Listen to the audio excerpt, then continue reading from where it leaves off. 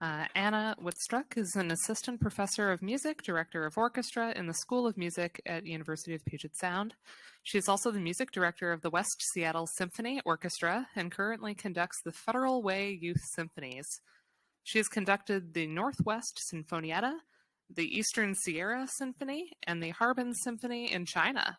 Before moving to the Pacific Northwest, she spent 2 years as interim director of orchestral studies at Stanford University, where she also completed a PhD in historical musicology. She wrote her dissertation on neoclassicism in interwar ballet collaborations, advised by Stephen Hinton, Heather Hedlock, and Anna Schultz. This paper is a distillation of a forthcoming article to be published in Women in Music in 2024, entitled Embodying Eroica, Pregnancy and Performativity on the Podium. Welcome.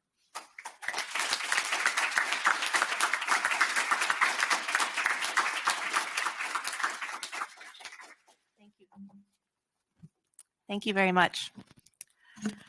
You're going to hear a lot about overcoming and a lot about heroes. I used to hate the question, what's it like to be a female orchestra conductor? I resisted being seen through gender, not gesture. On the podium, I wanted to unperform gender, to exist only as a conduit for the composer's intentions. As conductors, we aim to subsume ourselves into the score. Through our cerebral handling of repertoire, we aspire to transcend our physical selves.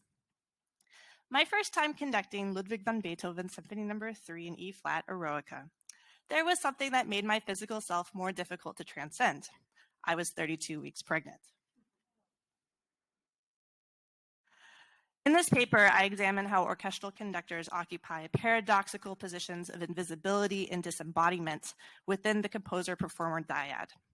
Drawing from pre- and postpartum experiences as a cis female conductor, I explore how pregnancy challenged how I contend with performances of gender and sex, how asymmetries in the cultural inscriptions of bodies account for the lack of gender diversity among conductors, and how the racist and sexist underpinnings of Werktruhe continue to exclude non-white, non-male bodies from the podium.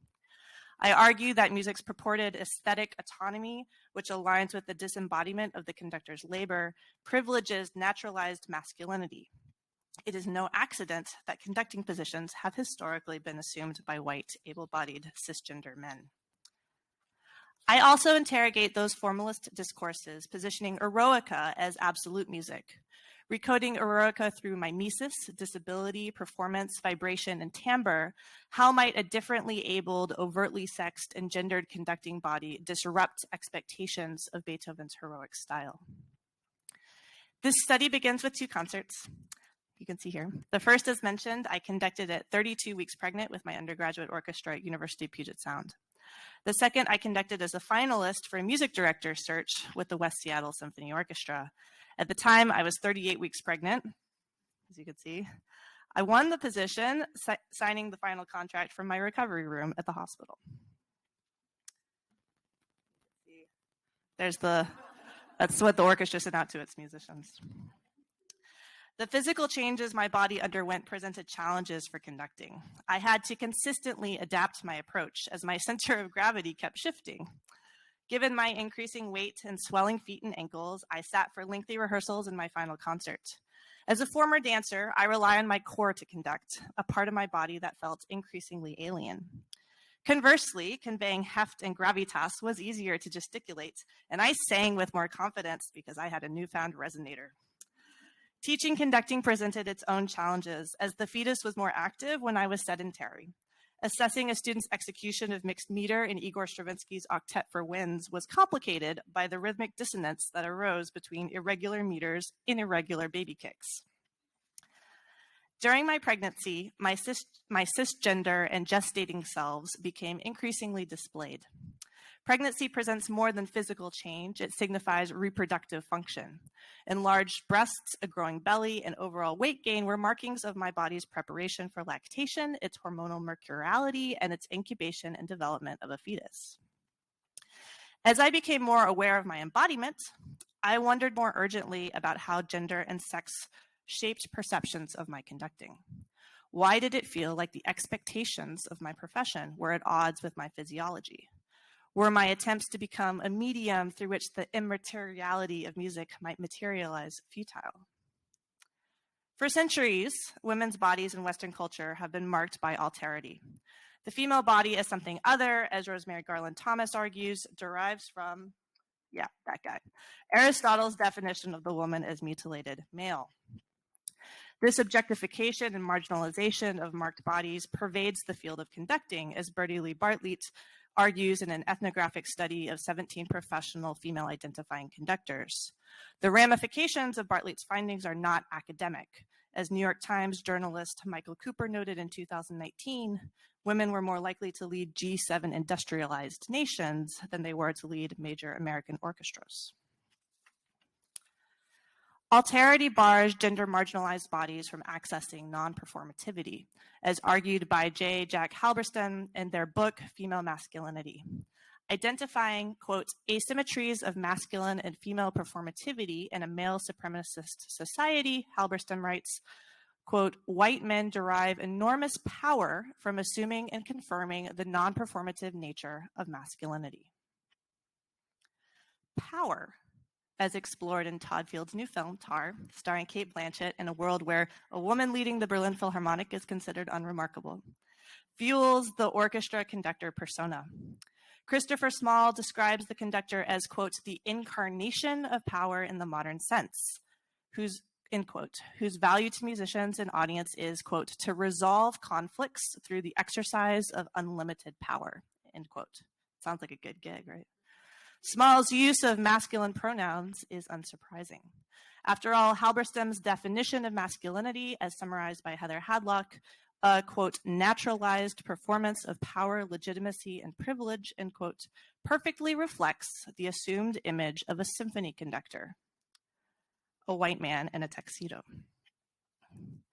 Non-performativity abounds in conducting pedagogy, where students are taught to develop an aspirational state of naturalized physicality to call attention not to their own corporeality, sorry, that's really hard to say, but to musical ideas. Conducting training mirrors those acting methods critiqued by Carrie Sandhall in Tyranny of the Neutral, Disability in Acting Training. Students adopt a neutral body to provide a blank canvas for their character. The goal is to, quote, disappear into the role. In music, a similar practice became standard in the mid to late 19th century, stemming from conceptions of Werktreue, the call for performers to strictly adhere to the intentions of the composer. As Karen Leistra-Jones argues in Staging Authenticity, Joachim Brahms and the Politics of Virtue Performance, the goal of the performer was to, quote, achieve a kind of absence from himself or herself in order to take on the thoughts, feelings, and ideas of the composer or composition in question, thereby, quote, involving a deliberate and noble kind of kenosis or self-emptying, end quote. In my own conducting training, the most frequently used words I heard to conceptualize the role of my body were vessel, conduit, channel, medium. Gunther Schuller writes, quote, the conductor's first priority is to serve the music, to be a medium, a vehicle through which the work of art is revealed and expressed, end quote. This pedagogy demands two things, both which privilege masculinity, that interpretive bodies be naturalized, and that the performing body be subjugated to enliven the will of the composer. What Suzanne Cusick calls the mind-body problem is a gendered one, intellectualism associated with the masculine and embodiment with the feminine. Subjugation of the body is thus has significant implications for gender marginalized conductors. The logo of the Montreux School and Music Festival, two hands suspended and severed at the sleeve, symbolically erases the conductor's body. Montreux School, where I, among countless others, received formative conducting training, meticulously sustains the pedagogies and principles of its founder, Pierre Monteux. Isaac Stern describes Monteux as someone who, quote, lived well in the skin of the music, not only his own skin, but the skin of the music. Stern's language is tactile, the conductor's body supplanted by the music itself. He anthropomorphically assigns agency, body, and desire to music in ways that recall Schenker as quoted by Cusick, quote, the work must breathe from its own lungs, end quote. Schenker compels Cusick as a performer to, quote, imagine myself as a medium transmitting meanings that originated in someone else, end quote. The interpreter's body becomes not only naturalized, emptied, and subjugated, but occupied. But a performer's ability to share their body with the composer has had more to do with identity than with action. In the late 19th century, virtue tenets became a means to exclude female artists from the stage. Lystra Jones writes, quote, authenticity was not a socially neutral category. Indeed, its construction as masculine often went hand in hand with a tendency to question the ability of female musicians to apprehend the content of great music, end quote. As Lystra Jones notes, virtue performers restrained their gestures to legitimize interpretive claims to non-programmatic German repertoire and to avoid allegations of effeminate or, quote, stereotypically Jewish jerky gesticulations, end quote. The politics of authenticity, she writes, intersected with notions of nationality, race, and gender, end quote. The same people delegitimizing the body through virtue, namely Joseph Joachim and Johannes Brahms, also delegitimized it through form. Discourse on autonomous art music, coalescing around the term absolute music, most closely associated with Edward Hangslick's defense of non-representational 19th century instrumental music, became inextricably linked to disembodiment. It reinforced the closely related musical work concept that music, as expounded by Karl Dahlhaus, may be distilled to an aesthetic essence using the formal criteria that distinguish it from the transient materiality of performance. Tracing its development to late 18th century aesthetic theories, Dahlhaus writes, music was viewed in Aristotelian sense as poiesis, not practice, i.e., as the creation of forms rather than as actions. The historical perpetuation of disembodiment connects to a lack of gender diversity among conductors.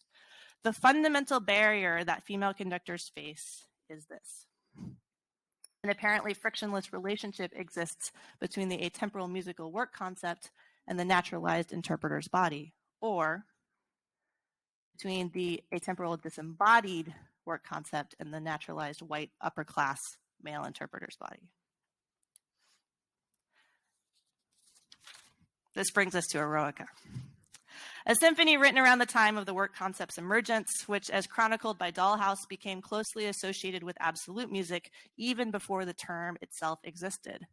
Eroica, with its coherent, massive scale, nearly twice the length of symphonies preceding it, and rejection of what Dahlhaus calls event-based history through Beethoven's anecdotal expunging of Napoleon as Dedicee, typifies the notion of music as universalized and formally self-charting, a negation of embodiment. Maynard Solomon ascribing formal import to the initial C sharp, what Leonard Bernstein called a stab of intrusive otherness, following the otherwise perfunctory E-flat triadic opening, characterizes Eroica as, quote, music which appears to be self-creating, end quote. Through conflict traversing and resolving tonal procedures, the music takes on formidable heroic agency. Male normativity multiplies through the symphony's convergence with Beethoven's so-called heroic style, as coined by Roland Roman. For Roman, Eroica is male, dominating, aggressive, and rational. For Susan McClary, the symphony is synecdochal of its genre, a patriarchal domain where feminine subjects are sacrificed to ensure the male protagonist's triumph. You might be asking yourself, why would a cis female pregnant person choose to conduct Eroica? Perhaps I was looking for a way to obfuscate the sex performance of my pregnancy. Perhaps I believed that through the naturalized privilege of a masculine encoded canonical work, my overtly reproductive body might disappear.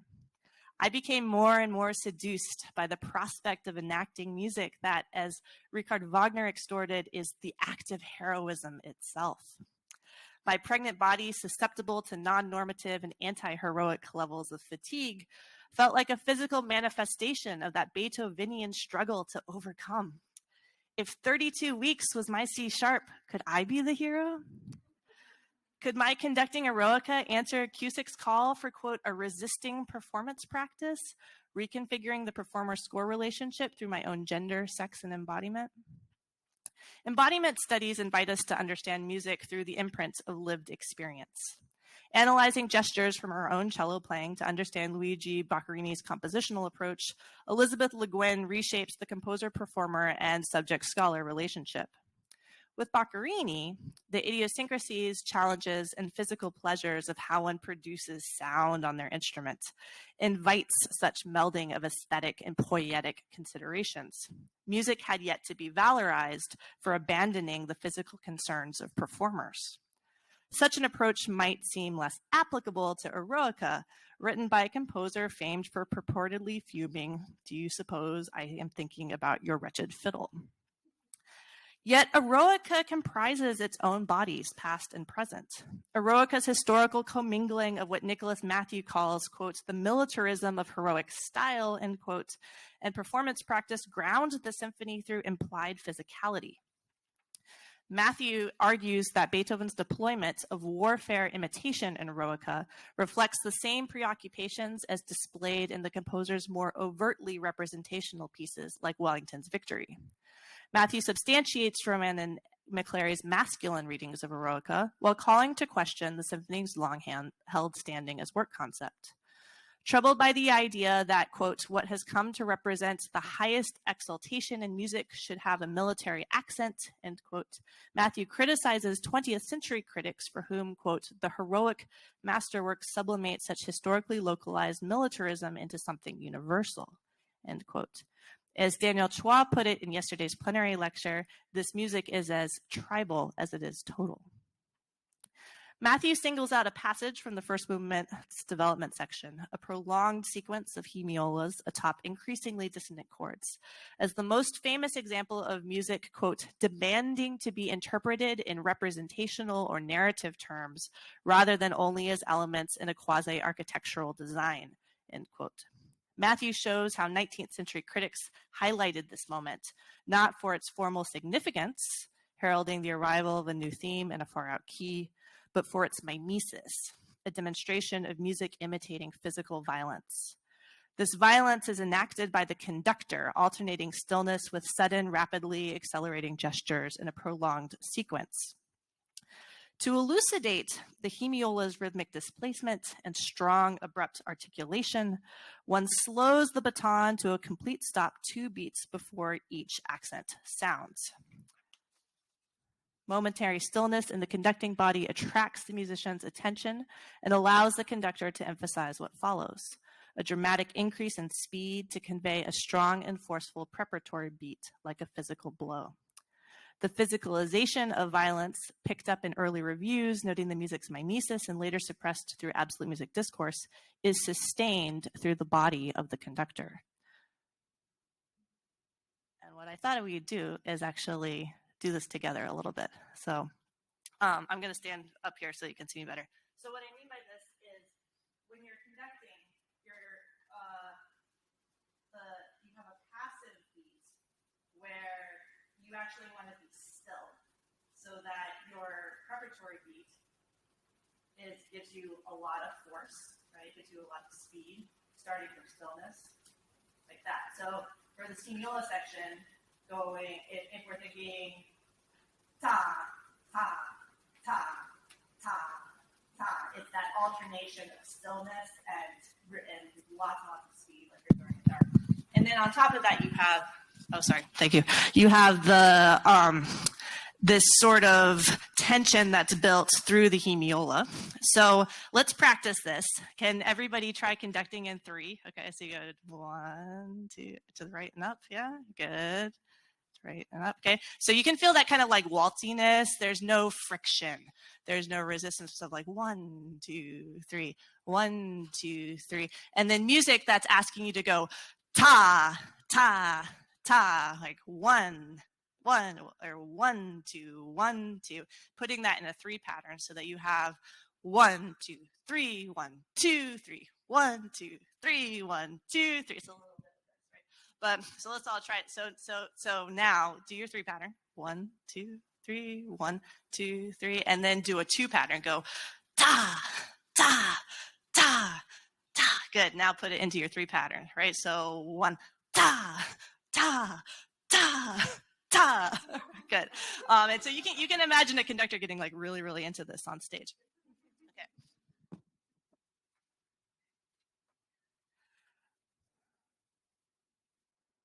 That was the video that was going to show it. That doesn't work. Okay. According to Solomon, sudden loud noises at the time of Eroica's conception elicited physical pain for Beethoven due to hearing loss. The hemiolas in Eroica assume multiple layers of embodiment, mimetic representations of culturally legible pain, as the reviewers attested to, combined with inflections of the composer's own bodily pain. Beethoven's body is present in Eroica, a musical distillation, according to Solomon, of Beethoven's response to increasing deafness, as revealed through the so-called Heilige Stadt Testament. Framing Eroica through contemporaneous attitudes over the overcoming narrative, Joseph Strauss notes, by evoking Beethoven's physiological grappling, quote, the music is thus metaphorically conflated with the body of a fleshly human being, end quote. I argue the symphony is more than metaphorically conflated. As the conductor for Eroica's premiere and subsequent performances, Beethoven shaped concert preparation and execution through his body. His sensory experiences are built into the music. Eroica was originally animated by a non-naturalized conducting body. While we may construe processes of hearing as spectral and invisible, the manifestation, transmission, and reception of sound depend on physical vibrations, including those within human bodies. In her book, Sensing Sound, Singing and Listening as Vibrational Practice, Nina Soon Eidsheim interrogates what she calls, quote, figure of sound. Sound as a disembodied object rather than the result of physical and relational interaction. Seeking, quote, a reconception of sound as a vent through the practice of vibration, Eidsheim writes, quote, I maintain that not only orality, but also tactile, spatial, physical, material, and vibrational sensations are at the core of all music, end quote. Eidsheim's theory of vibrations builds in part from timbral studies, where sublimation of music as form is likewise critiqued. In her book, The Orchestral Revolution, Haydn and the Technologies of Timbre, Emily Dolan shows how, quote, paradoxically, music's perceived immateriality and absoluteness depended upon concrete material changes in orchestral practice, end quote. Characterizing orchestration through visibility, Dolan's argument unveils Eroica from the invisibility of its formalism. The symphony is timbrally marked by the addition of a third French horn, heralding increasingly diversified instrumentations for its genre. Imprinted by mimesis, disability, performance, vibration, and timbre, Eroica may be understood not as work concept, but as an array of dynamic embodiments and layered visibilities. Conducting this symphony from a differently abled, gendered position resists the masculine privileging disembodiment of Eroica the work, as well as the masculine privileging embodiment of Eroica the occasion. To ask what it means for a pregnant person to conduct Eroica is to ask who is ascribing meaning to a musical experience and for whom. How are expectations for Eroica transfigured through the body of the one expecting? Sustained work to normalize the expectation for non-naturalized conducting bodies requires confrontation with a Western-centric, white supremacist, male-dominant Aristotelian concept of music. The lack of gender and racial diversity in orchestral conducting connects to structures of cultural hegemony, whose epistemologies have recently been critiqued by Philip Ewell and Dylan Robinson in Critical Race and Indigenous Studies. Our reverence for genius composers and musical objects reinforce white, colonialist, in many cases, male-dominated frames. It is time to acknowledge the inequity and exclusion inherited from Virtue composer-performer relationships, to call to question those methods that have privileged scores over bodies and marginalized non-white and non-male musical contributors. It is time to accept that all bodies are worthy of making music, to embrace what Eidsheim calls extra-paradigmatic physical experiences. Conducting Eroica's conflation of masculinities might seem anathema to the lived experience of a cis female pregnant person. Alternatively, it might deliver novel ways to access and express the joy, which we heard about yesterday, of protest and power. The embodied experience of conducting Eroica while pregnant is a paradox. It fulfills Cusick's invitation to, quote, discover that much of the pleasure in music is afforded by the opportunity it gives us to play ourselves free of gender's rigidities, end quote. Music making is creative, collaborative, and happening through the body. May extra paradigmatic bodies become the expectation, not the exception. Thank you very much.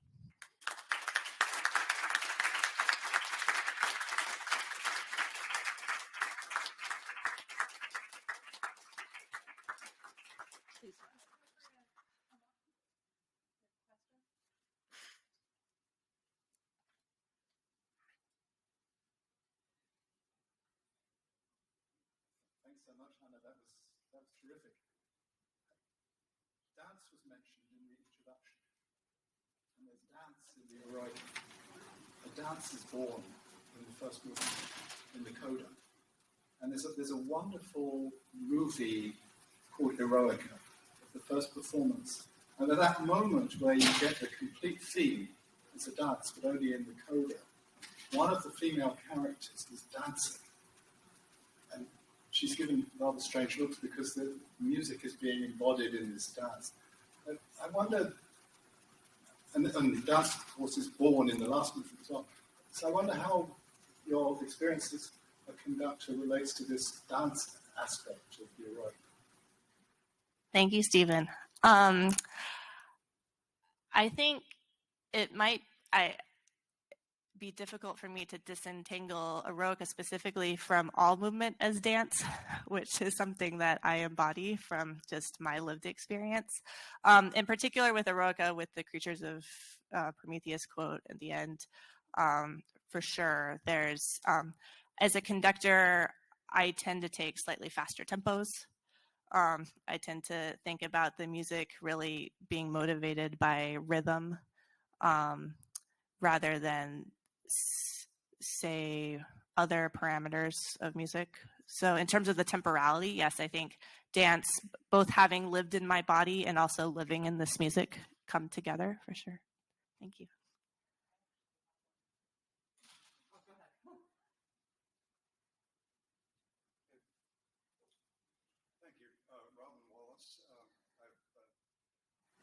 As you probably know, spent a fair amount of time thinking about Beethoven as a deaf composer and what it meant to experience music through the medium of deafness. And I just want to mention that as I was poring over the sketches for the Eroica, it occurred to me that Beethoven, every time he makes a half note, does like that.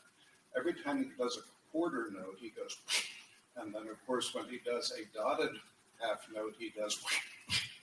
So every time he wrote out the theme for the Eroica, it was.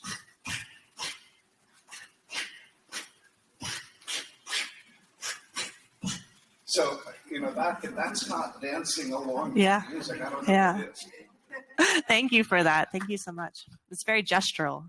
Yeah. Thank you for that.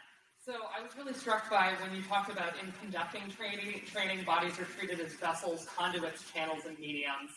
And that's also how pregnancy is discussed, right? Yeah. So I wondered if you felt that your relationship to this specific family of metaphors was enriched or deepened through your experience of pregnancy, and if you've conducted the work since, and sort of how your relationship to it has changed. Thank you. I think it's a really good point. This sense that your body is not entirely yours anymore when you're carrying a baby. There are parallels there with my body is, I am animating it so that I have agency there, but to enact something that is not me, but that I'm very connected to. So it's a sort of wonderful metaphor, and also sort of you can think about that parasitic relationship as well, I suppose. I actually haven't conducted Eroica since. In fact, I haven't conducted any Beethoven symphony since, and partly that's the pandemic, but I am conducting Brahms's First Symphony next week. So I will be returning to the throes of absolute music, and I'm really excited about it, and excited to think about what my body gets to do and what the bodies of my students get to do in connecting to that music and the narrative within that music. All right, let's thank everyone